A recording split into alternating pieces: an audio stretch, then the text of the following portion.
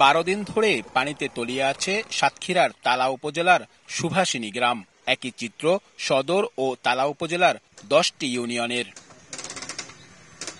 গত 15 সেপ্টেম্বর রাতে সদর উপজেলার বিনেরপোতা এলাকার বেড়িবাঁধ ভেঙে যায়। স্থানীয়দের সহায়তায় 12 দিনের মাথায় 27 সেপ্টেম্বর বাঁধটির মেরামত শেষ করে পানি উন্নয়ন বোর্ড। তবে নিচু এলাকায় আটকে থাকে পানি। পরবর্তীতে গত সপ্তাহে টানা 4 দিনের বৃষ্টিতে সেসব এলাকায় দেখা দেয় জলাবদ্ধতা। এদিকে পানিতে তলিয়ে আছে রোপা আমন, আউশ ও শাকসবজির 452 হেক্টর ক্ষেত। ভেসে গেছে 6000 চিংড়ি ঘের ও 1500 পুকুর।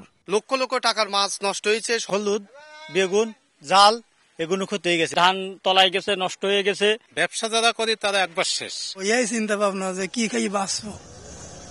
2 উপজেলায় পানিবন্দী অন্তত 25,000 পরিবারের দুর্ভোগ পৌঁছেছে চরমে। ঘরবাড়ি ছেড়ে আশ্রয় নিয়েছেন উঁচু স্থানে। ঘরের নিচে পানি, রান্নাঘরে পানি উঠতেছে, চুলায় রান্না করা যাচ্ছে না, কলের গুঁড়া বুড়ি গেছে।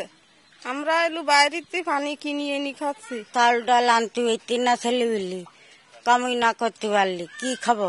বেতনা ও মরিচচাপ নদী খনন প্রকল্পের কাজ 2025 সালের জুনে শেষ হলে এসব এলাকায় জলাবদ্ধতা নিরসন হবে বলছে পানি উন্নয়ন বোর্ড।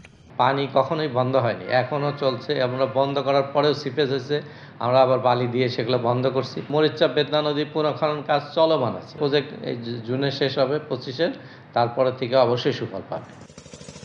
সংশ্লিষ্ট দফতর জানিয়েছে 12 দিনের জলাবদ্ধতায় মৎস্য খাতের আর্থিক ক্ষতি 600 কোটি টাকা, কৃষিতে ক্ষতি হয়েছে 10 কোটি টাকা। 465 কোটি টাকা ব্যয়ে সাতক্ষীরার বেতনা ও মরিচচাপ নদী খনন প্রকল্প চলমান থাকলেও তা কোনো কাজে আসছে না বলে অভিযোগ স্থানীয়দের।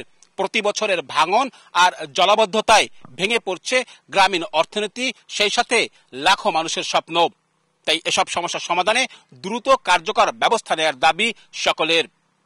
সাতক্ষীরার তালা থেকে আব্দুল্লাহ আল মামুন রুবেল, সময় সংবাদ।